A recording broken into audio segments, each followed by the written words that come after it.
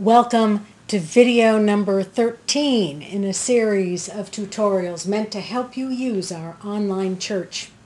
This video is about live chat, and I bet everyone watching this video doesn't know that we actually have a live chat and private instant messaging feature on our site.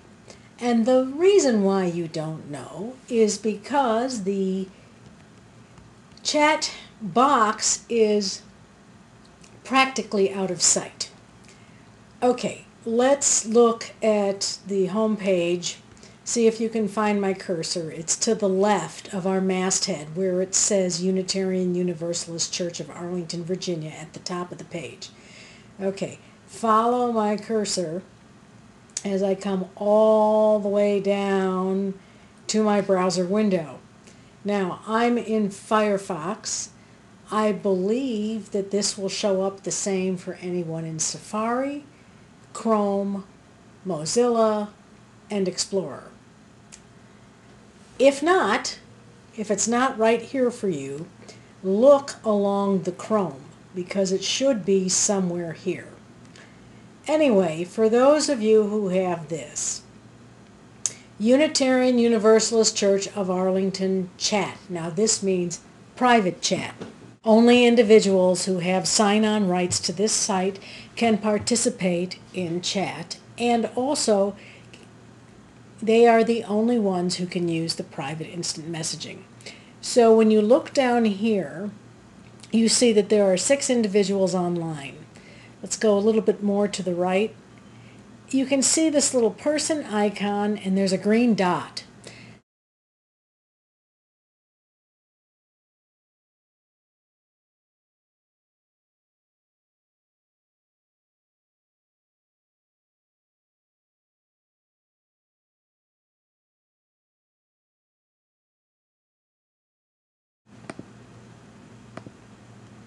Okay, when you click this bar, you will see yourself online. And that's what that green button means. If you want to go offline, see how I've rolled the cursor? Are you sure you want to go offline? Okay. What that means is now not only will you not be visible to other people in the chat room, but no one will be able to message you through this instant messaging chat tool. This is different than the messaging private system we have that goes into our inbox right here. This box is about real-time conversation.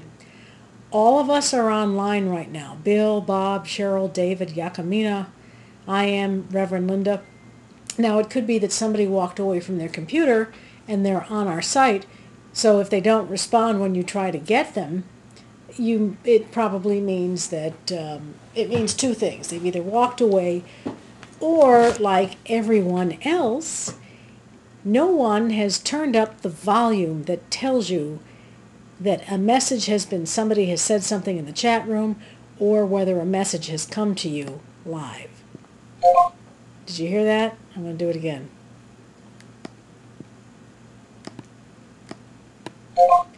That is the sound that tells you that the volume is all the way up.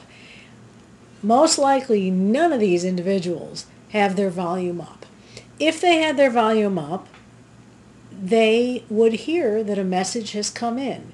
Facebook is very similar. Its instant messenger is also down in the lower right-hand corner. So for those of you who are on Facebook, that's exactly what this is. But we actually have a couple of interesting things here.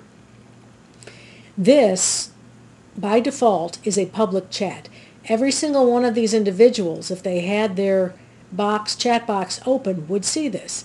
If somebody wanted to respond to me, they would put their cursor down in this box and say,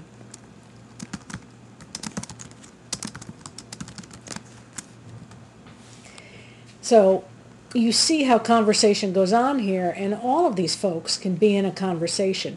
This conversation would only be seen by those who are listed here.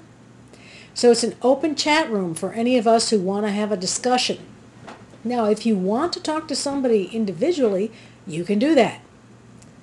Let's see, we'll go to David McTaggart. When you click on a name, you can go to that person's profile, or you can private chat. Well, first of all, why would you want to go to David McTaggart? Well, if you don't know David well, but you know he's in the chat room, this is your chance to go over to his profile and get a sense for who David is. Now, if we wanted to talk just to David and no one else, see how we now have two tabs up here. The one that has the lighter background, that is the one that is live. Let's see if David's using the chat mechanism. I don't think he is.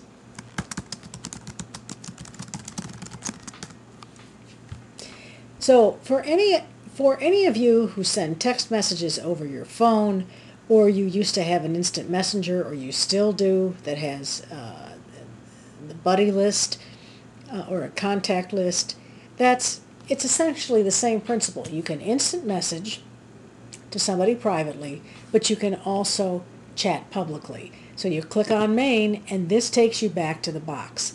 But again, unfortunately, no one really knows about this because Ning has the default volume set so that you can't hear it. I strongly recommend that when you come online, you go ahead and you turn the volume up. And if you see me or you see UUCA, send a message and let's see if I'll notice, and we'll have a conversation together.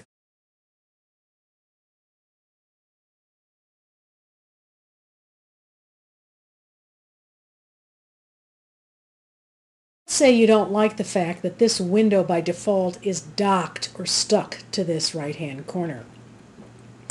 When you come online and you see that there are 5 people there, and it's nice to know there are 5 people there. If you saw 5 people sitting and having coffee in Fellowship Hall and you were the only ones around, you'd probably go up and say, "Hi, how are you?" So think about it. Anyway, if you don't like it that this chat box is down here and not very visible, you could get in the habit of coming over here to this little box that explodes into a bigger box icon and click that. You now have separated out the chat box. So this now is more like an instant messenger contact list or a Skype list or any other service you may be used to that has real-time communication to a group of people at the same time or to individuals. All right, let's go ahead and close that. I'll click the red X, and it's back down here. When you click this little arrow, it expands the box and it closes the box. But again, if you click on this bar, the bar is also going to extend it and close it. So this tells you if you're online. This tells you whether or not you will show up or not. So I'm in green. There we go. Everyone who's paying attention can see that I'm online. Let's go offline. I want to go offline. So now I'm offline, and when I'm offline to just this chat box and messaging system, nothing appears here. I hope you try out the live chat. I hope you look for it. If you see people online that you know, let them know later that they should open up their chat box, and if you're there together, try it out. It's a nice feature.